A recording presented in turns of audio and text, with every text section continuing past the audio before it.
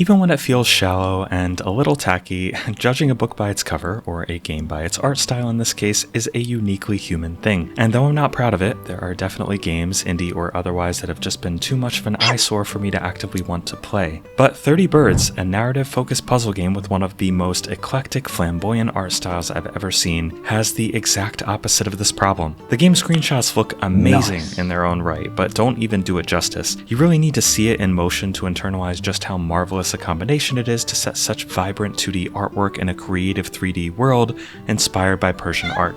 But incredible visual design can only do so much heavy lifting if the act of playing the game doesn't hold up. So, does 30 Birds do more than just show off its gorgeous plumage? Let's find out.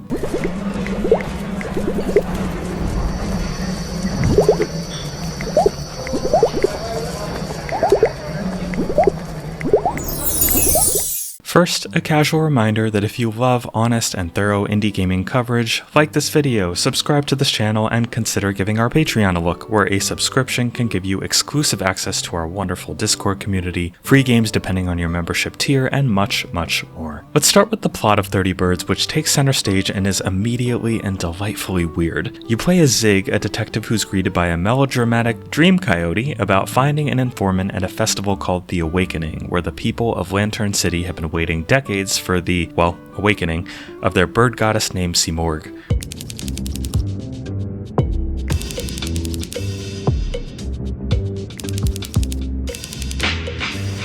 The kooky premise of 30 Birds is honestly less confusing than it sounds, as the game takes its time to gently introduce you to each of its characters and build some lore around Lantern City itself. True to the name, Lantern City consists of two-dimensional districts drawn upon the sides of a variety of three-dimensional lanterns, with trams or flying carpets being used to travel between each one. How, you ask, does the rail of a tram car traverse the empty space between lanterns without any of the necessary infrastructure to allow for that? I don't know, teleportation or something, stop with the questions.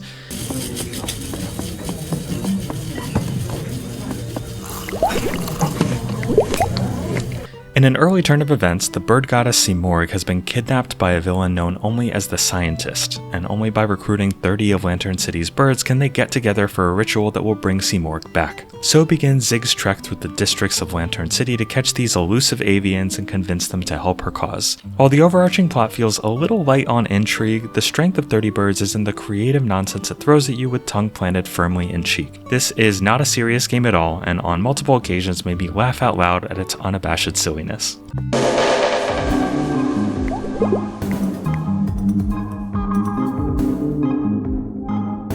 To recruit each of the birds, Zig and Hoop, her stand-up comedian sidekick, yeah, she has a stand-up comedian sidekick, come on, keep up, will take part in a wide variety of minigames to play synthesizers, bet items in a tile-smashing card game, give love advice on a radio show, give someone a really bad tattoo, and many other scenarios that are consistently clever. And if a game could get by on just being this gorgeous and creative, then 30 Birds would be absolutely top tier. But when it comes to actually playing it, suddenly we have a lot of problems. The most pertinent one to start with is probably the minigames, which make up a large part of the experience. Many are trivially simple and impossible to fail, like using a few paintbrushes and colors to draw a live model for an art class, or following a basic pattern to give someone a tattoo only for them to be horrified by how terrible it is regardless of what you draw. Others will remain basic but at least qualify as puzzles, such as a short Simon-like memory game or playing a simple rhythm section on a synthesizer. The lack of anything really engaging or thought-provoking is really not a huge problem, as it's clear 30 Birds is focused on its plot and uses gameplay elements as either funny little gags or just brief diversions to mix things up. It's not Professor Layton, and it's not trying to be, but in its attempts to make things simple enough to keep the pace brisk, 30 Birds makes some baffling choices in its minigame design. For one, I would repeatedly start a minigame with no idea what to do and just about zero intuitive direction on what it entailed until I tried enough random things to make something, anything, happen.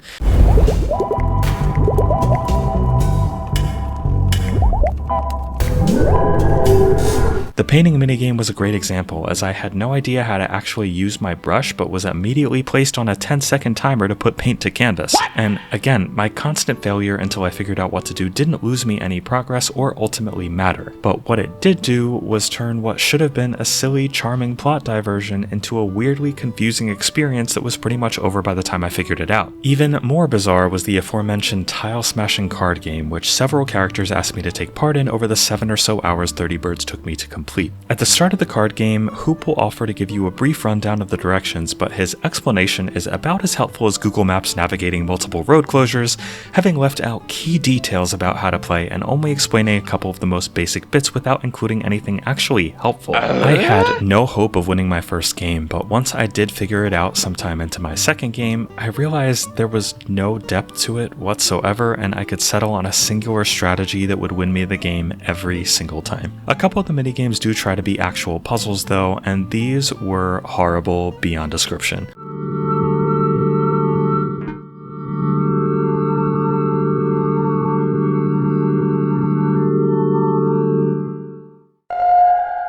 One in particular at the end of the game was so utterly baffling in its obscure logic that I wanted to quit the game entirely, even though I was minutes from watching the credits roll. The sections outside of the minigames have their own problems too. Some annoying fetch quests can trip up the pace, a pace that the minigames struggle maintaining to begin with, and between core objectives I'd constantly have the dreadful experience of having no idea where to go next. Now, that's worth noting as a thing I get particularly peeved by in general, but 30 Birds' sins in this department tended to be far too numerous and egregious. It felt really aimless at times, having to run across the same scenery over and over to see what I might have missed to get me to my next destination. A more helpful map or clearer objectives would go a long way. What would also go a long way, unfortunately, is fixing any one of the numerous bugs in 30 Birds. There were several times I'd walk from one side of a lantern to another only to mysteriously traverse into empty space if the game didn't recognize where I was going and pivot the lantern accordingly. There were also times where level geometry would work inconsistently, not allowing me to pass through an area that I could previously make it through unhindered and require me to find a roundabout path. And perhaps worst of all, there was one sequence where a character's dialogue was supposed to trigger an event allowing me to progress to the next area, and that never actually happened, even after reloading a checkpoint. Thankfully, the game allows you to access any of its dozen or so brief chapters right from the start, so I was able to simply skip ahead to the next one. On the flip side, doing so totally messed up the status of my collectibles, so completionists are bound to be deeply bothered by that.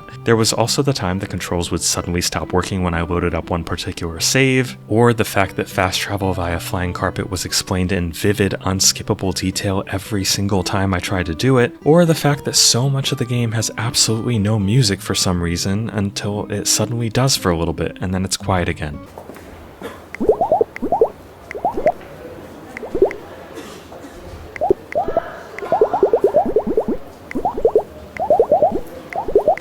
This was especially weird to me because 30 Birds' Steam page points out its energetic ska, dub, reggae soundtrack as a key feature of the game, but I consistently wondered where this was almost my entire time playing. While there are plenty of fitting, immersive ambient sound effects in each of the game's lanterns, the actual soundtrack feels incredibly sparse, to the point where I have to wonder if yet another bug was preventing it from kicking in. In certain scripted sections there was some great music that popped up, but most of the time there's no music at all, even to the degree that some of its quieter locations become almost totally silent given the lack of voice acting, which, to be clear, is not something I expect from most indie games, and this is no exception. While it doesn't go so far as to ruin the vibe, much of the game's relative silence feels out of place and highlights an obvious dissonance between its colorful, boisterous visuals and its minimalist audio design. If it is a bug, I really hope it's addressed because, again, what I did hear of the game's soundtrack was pretty good, but there's barely enough of it to be worth a mention, never mind list as a key feature. I came into 30 Birds feeling that it had enormous potential.